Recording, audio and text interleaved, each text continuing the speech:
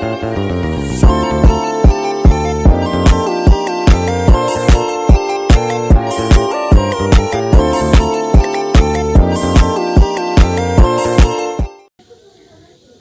nama saya Maria Graciela Nagong dari kelas 11D.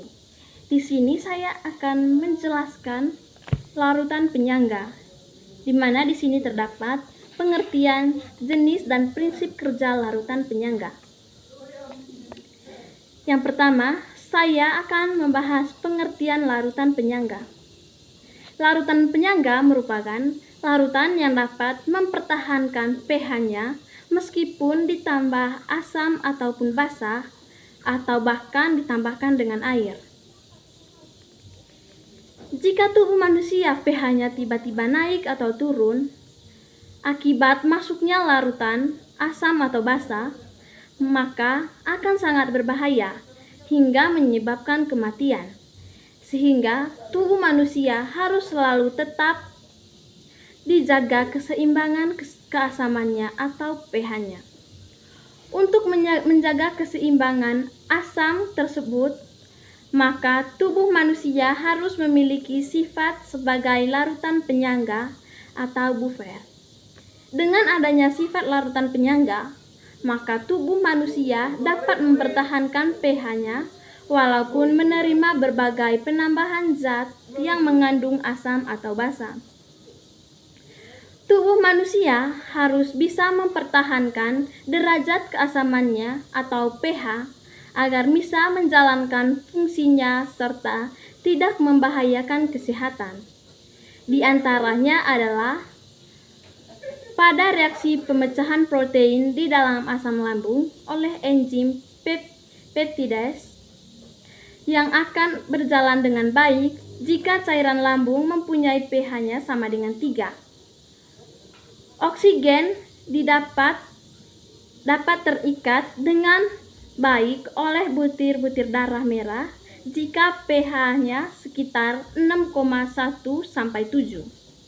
Yang kedua, di sini ada jenis larutan penyangga. Jenis larutan penyangga ditentukan oleh komponen penyusunnya, yakni asam ataupun basa lemah dan asam atau basa konjugasinya atau garam. Berikut jenis-jenis larutan penyangga. Yang pertama, larutan penyangga asam.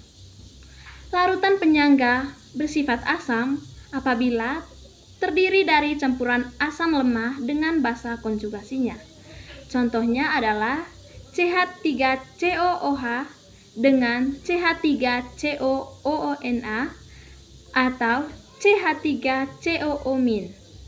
Basa konjugasinya di sini adalah CH3COO- dapat diperoleh dari larutan garamnya, yaitu dari kation logam dari masing-masing anionnya, misalnya CH3COONA, CH3COOK, atau CH3COO2 kali Mg HCO3K dan lainnya.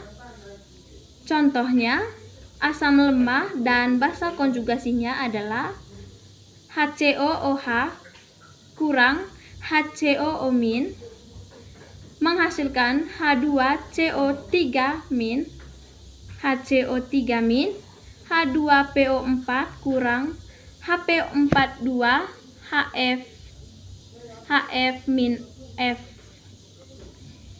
Yang ke B, larutan penyangga basa. Larutan penyangga bersifat basa apabila terdiri dari campuran basa lemah dengan asam konjugasinya. Contohnya adalah NH4OH dengan NH4+ atau NH4Cl. Asam konjugasinya adalah NH4+. Ini dapat diperoleh dari larutan garamnya, yaitu dari anion logam dari masing-masing kationnya, misalnya NH4Cl, NH4Br, NH4NO3, NH4, dan lainnya. Contoh basa lemah dan asam konjugasinya adalah C6H5NH2-, C6H5NH3Cl.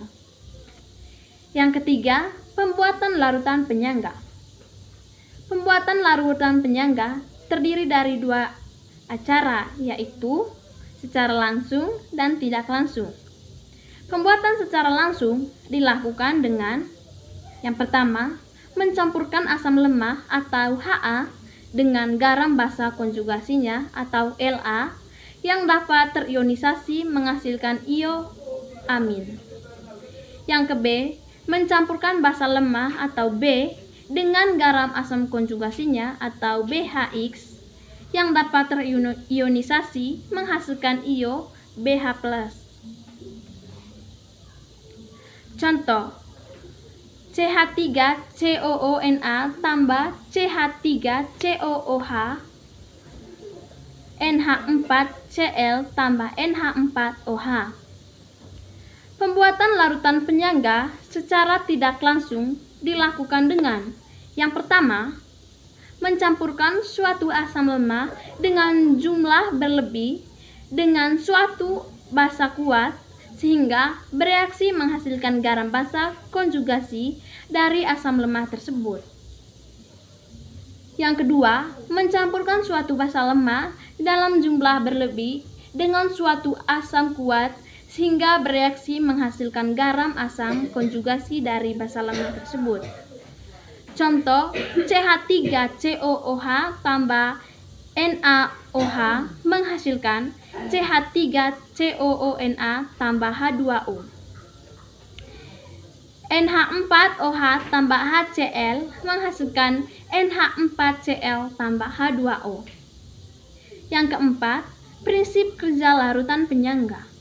Larutan penyangga bekerja sesuai konsepnya, bahwa larutan ini dapat mempertahankan pH awal larutan meskipun ke dalam larutan ditambahkan asam kuat maupun basa kuat atau air dalam jumlah tertentu. Bagaimana prinsip kerja larutan penyangga? Yang pertama, bukan larutan penyangga. Pada larutan bukan penyangga, ketika ditambahkan sejumlah mol asam, terjadi perubahan pH secara drastis. Kemudian, pada larutan penyangga, asam Ha/A, pada larutan penyangga ini, ketika ditambahkan sejumlah mol asam, pH larutan tidak berubah secara signifikan, melainkan tergantung banyaknya mol asam yang ditambahkan. Larutan penyangga mengandung komponen asam dan basa lemah dengan asam dan basa konjugasinya sehingga dapat mengikat baik ion H+ atau ion OH-, sehingga penambahan sedikit asam kuat atau basa kuat serta sedikit pengeceran tidak bisa mengubah pH-nya secara signifikan. Yang pertama, larutan penyangga asam. Larutan penyangga asam merupakan campuran asam lemah dengan garamnya atau basa konjugasi. Contohnya, larutan penyangga yang mengandung CH3COOH dan CH3COO yang mengalami kesetimbangan akan terbentuk dalam larutan penyangga yang bersifat asam. Dalam larutan tersebut terdapat kesetimbangan kimia. Contohnya itu CH3COOH, dia bereaksi dengan CH3COO- tambah H+.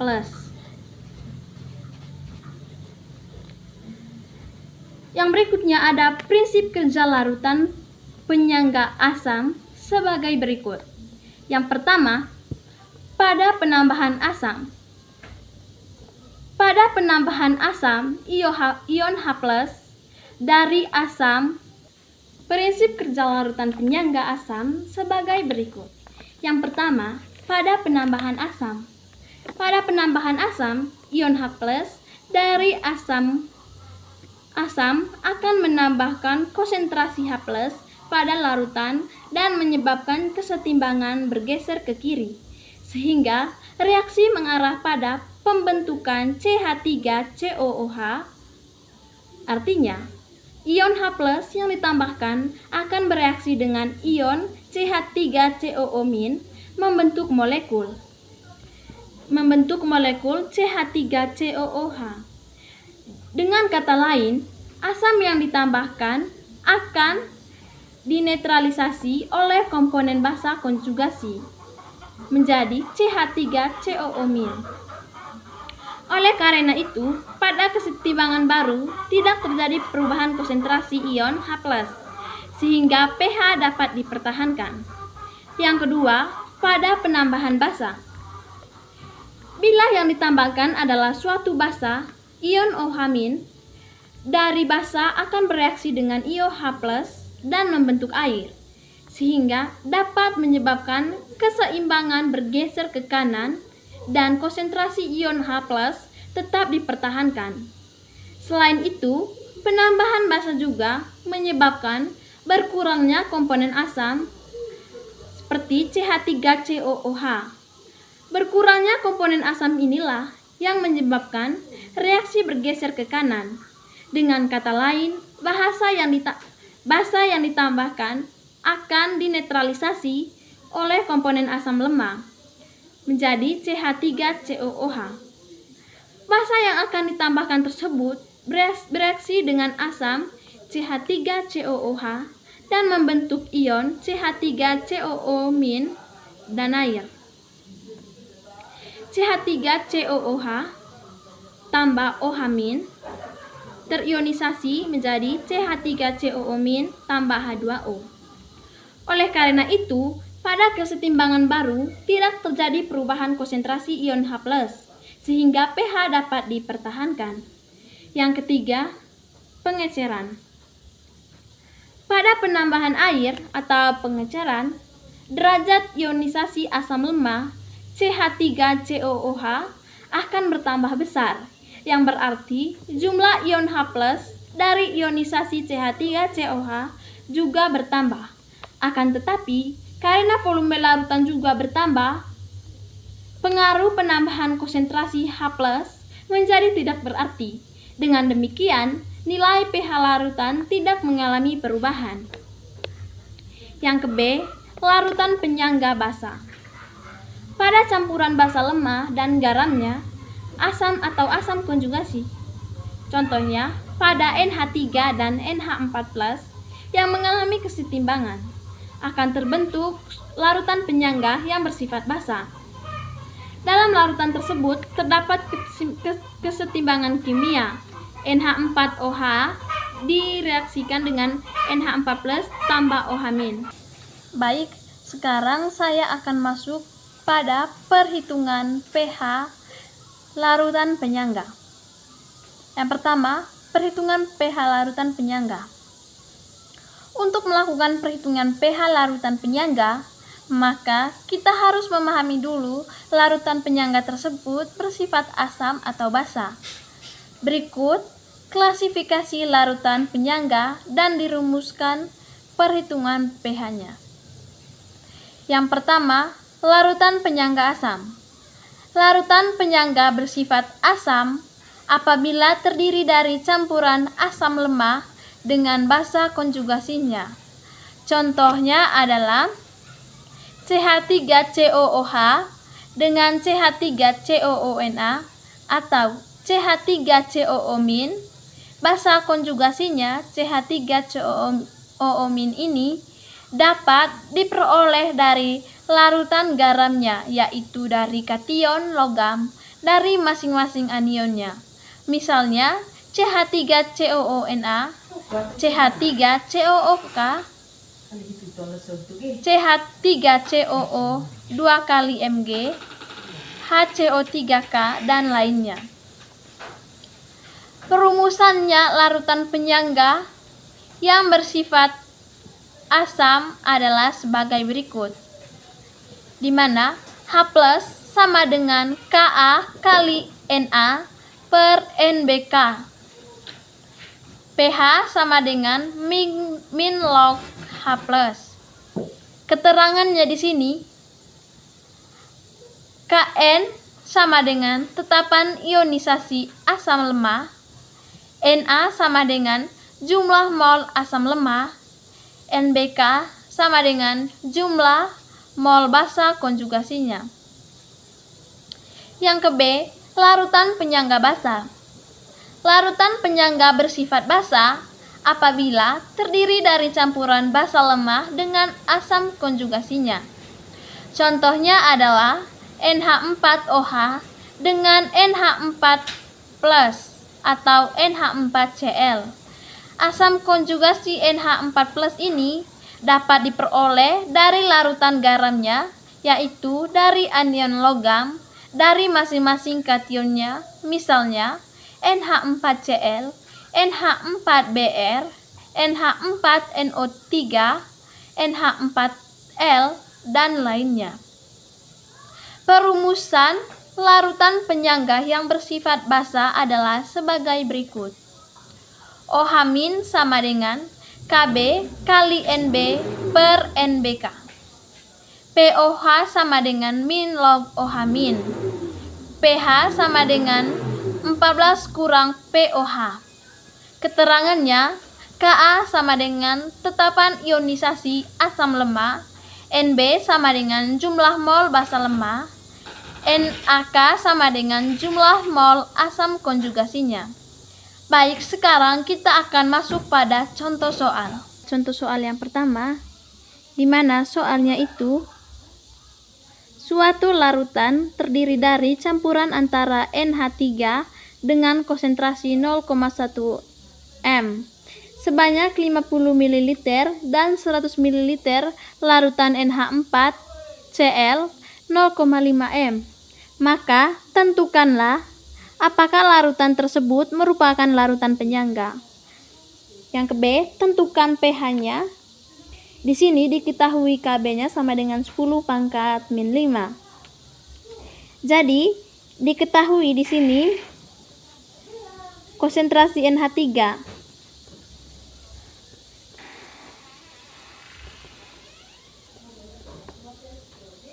NH3 sama dengan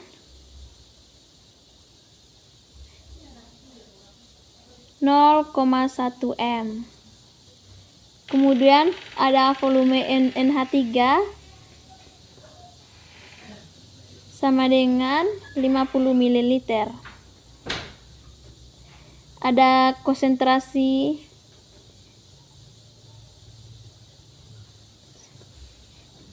NH4Cl sama dengan 0,1 mol. Kemudian volume dari HCl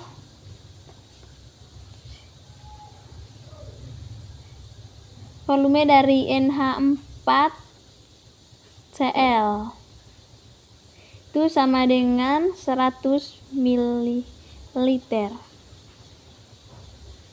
Jadi pertanyaan pertama tadi, apakah larutan tersebut merupakan larutan penyangga? Jadi jawabannya langsung saja. Jadi untuk menentukan apakah sebuah larutan merupakan larutan penyangga, maka kita harus memahami dulu pengertian larutan penyangga, yakni campuran antara asam atau basa lemah dengan asam atau basa konjugasinya. Pada soal tersebut, NH3 merupakan basa lemah dan NH4Cl merupakan asam konjugasinya, sehingga larutan pada soal tersebut adalah larutan penyangga. Kemudian soal kedua itu tentukan pH-nya. Jadi sini tadi diketahui Kb-nya sama dengan 10 pangkat min 5. Jadi di sini kita menentukan mol basa lemah yang pertama, yaitu mol NH3. Mol NH3 itu tadi, jadi carinya itu volume dikali dengan M. V dikali dengan M. Berarti volume dari NH3 tadi 50 mililiter dikali dengan 0,1 itu sama dengan 5. Kemudian kita menentukan mol asam konjugasi, di mana asam konjugasi itu NaK. Jadi carinya itu volume dari NH4Cl yaitu 100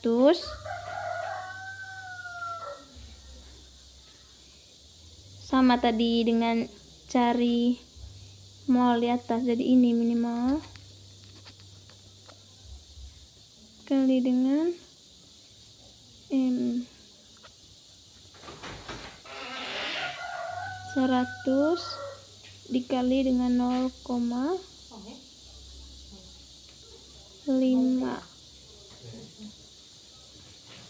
minimal sama dengan 50 minimal.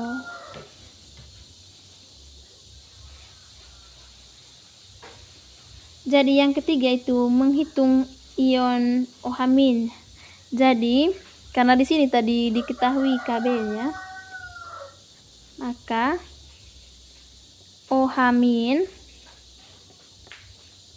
sama dengan Kb kali Nb per NaK. Di sini tulis lagi OH- sama dengan, jadi Kb-nya tadi 10 pangkat min 5 dikali nilai dari Nb-nya tadi itu 5. Ini 5 per NaK-nya tadi 50. Berarti OH- sama dengan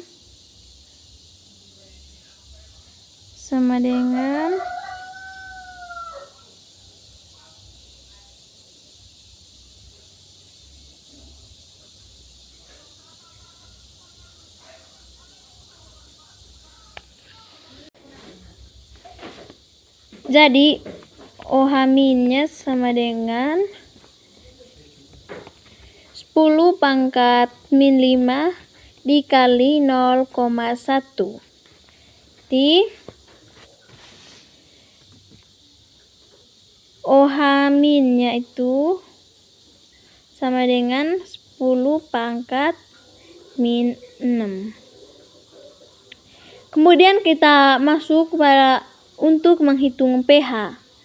Jadi pOH sama dengan min log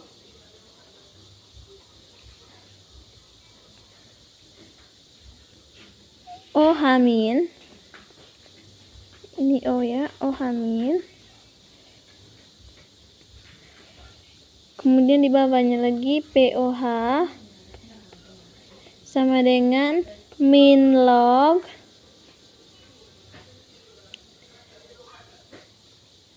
sepuluh pangkat min 6. pOH sama dengan 6. Terus pH-nya sama dengan 14 dikurang pOH, di mana pH sama dengan 14, di mana nilai pOH-nya sama dengan 6, berarti 14 dikurangi dengan 6 berarti pH-nya sama dengan 8.